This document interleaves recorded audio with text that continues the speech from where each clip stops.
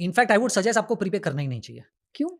देखिए, again practical thought, emotional thought. See, personal finance को इसलिए पर्सनल फाइनेंस कहा जाता है क्योंकि ये पर्सनल है। आपका थॉट अलग होगा, मेरा थॉट अलग होगा, तो मैं दोनों साइड की स्टोरीज बताना चाहता हूं। तो इमोशनल थॉट ये आपको कहेगा कि यार भर दो यार, मेरे को मेरे सिर पे कोई लोन नहीं चाहिए।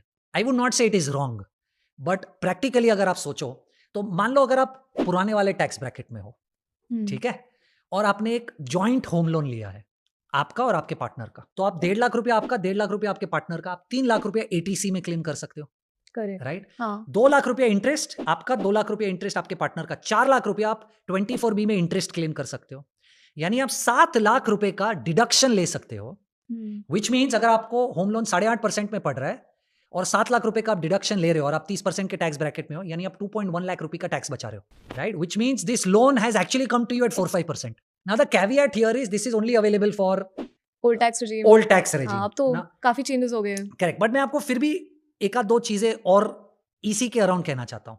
मान लीजिए अगर आपने दूसरा घर लिया है, ये आपके रहने का नहीं है पर दूसरा घर है, दूसरे घर में तो 1.5 लाख 3 लाख, नीचे का कोई लिमिट ही नहीं है। आपको आपने जितना इंटरेस्ट भरा है वो पूरा इंटरेस्ट क्लेम कर सकते हो अच्छा। As deduction. Right? I give you third point that nobody talks about. Loans कैसे काम करते हैं? लोन्स काम करते हैं कि आपके 90,000 की ईएमआई है, तो initial years of your loans 9,000 रुपया शायद प्रिंसिपल रिपेमेंट होता है, पर 80,000 रुपीज आप तो इंटरेस्ट भर रहे हो। तो इनिशियल ईयर्स में इंटरेस्ट बहुत ज्यादा भरते हो। नीचे के 5 सालों में आप इंटरेस्ट भरते ही नहीं हो, ये रिवर्स हो जाता है। वो 90,000, प्रिंसिपल। हाँ, 90,000 के लोन में आप 80,000 प्रिंसिपल दे रहे हो और 9,000 इंटरेस्ट जा रहा है। राइट? तो अब आप आर्ग्यू ये करोगे मेरे साथ कि वो जो 7 लाख का डिडक्शन था, राइट, वो तो मेरे किसी काम का ही नहीं है, क्योंकि नीचे के 5 साल में तो इंटरेस्ट ही नहीं दे रहा हूं, तो मैं 4 लाख रुपया कैसे एडजस्ट करूं?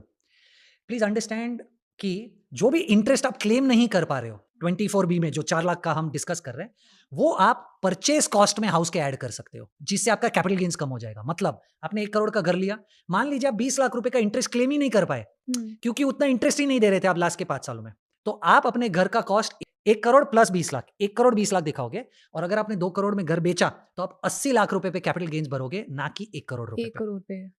ये तो सही में निंजा टेक्निक है। So this is what I think a lot of people don't know. अगर प्रीपे करना हो और इंटरेस्ट का जो बोझ है उसको कम से कम करना हो, उसकी क्या निंजा टेक्निक है? I would sincerely suggest कि अगर आपके पास 20 साल का लोन है तो आगे के 10 साल में अगर आप प्रीपे करना चाहते हो तो आप प्रीपे कीजिए। पीछे के 10 सालों में प्रीपे मत कीजिए, क्योंकि आगे के 10 सालों में आपने ईएमआई पूरी प्रॉपर भरने के बावजूद भी सिर्फ 30% पैसा बैंक को लौटाया है, तो यहां पर इंटरेस्ट आप ज्यादा भर रहे हो। पिछले के 10 सालों में आप 70% पैसा वापस दे रहे हो, तो आप सिर्फ प्रिंसिपल वापस दे रहे हो, कोई इंटरेस्ट में कोई बेनिफिट नहीं होगा। Okay. I think you can do this also. मान लीजिए आपने 1 करोड़ का लोन लिया है, 8.5% का इंटरेस्ट है 20 साल के लिए, तो आप बैंक को 2 करोड़ 8 लाख रुपया चुकाओगे। करेक्ट। इसका मतलब 1 करोड़ के लोन पे आपने बैंक को 1 करोड़ 8 लाख रुपए का इंटरेस्ट दिया 20 साल के टेन्योर में। अब अगर आप अपने ईएमआई का 15% पैसा एसआईपी कर दे, ठीक है, ओके। तो 12,000 रुपए की अगर आपने एसआईपी कर दी और ये 12,000 रुपया अगर 12% पे भी ग्रो हो रहा है, तो 20 सालों में 240 महीनों में आपका 1.8 करोड़ वापस आ जाएगा। अच्छा, एग्जैक्टली कैंसिल आउट हो जाएगा। Correct. Of course you may argue कि मैंने 12,000 रुपया हर महीना एक्स्ट्रा तो इन्वेस्ट किया है, तो अगर आप 15,000 कर दे तो ये 12,000 भी वापस आ जाएगा। Okay.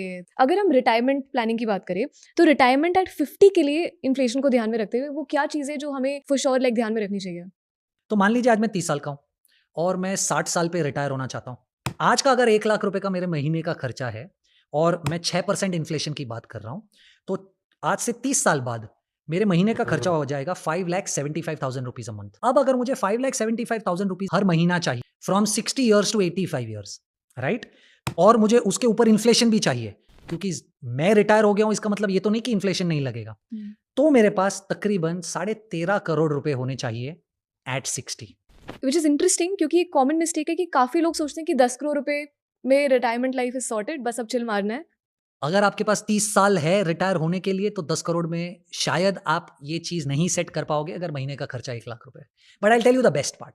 The best part is कि अगर मुझे 60वें साल पे 13.5 करोड़ रुपए चाहिए, which looks like a very large number, right, 12% पे मुझे महीने की 44,000 रुपीज की एसआईपी करनी है, तो मेरा 13.5 करोड़ का गोल हो जाएगा।